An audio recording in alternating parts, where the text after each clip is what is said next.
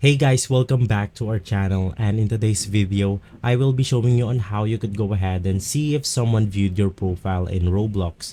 This is a step-by-step guide, so you should be able to follow easily. Now, first things first, you must go ahead and log in your account, and this tutorial can work for both PC and mobile. So, once you have logged in inside your Roblox, just go ahead and click on the friends list right here, and inside friends, then you will be able to see the friend request. So inside the friend request, you will be able to see the request sent to you by people who viewed your account. And the way to go ahead and view your account inside Roblox is by clicking your profile icon right here, and inside profile icon, then you will be able to see your profile info.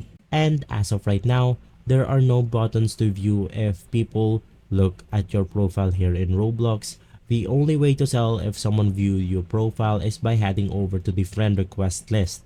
Now, if this video has been helpful for you, please consider by liking and subscribing. I will make sure to see you again next time. Thank you.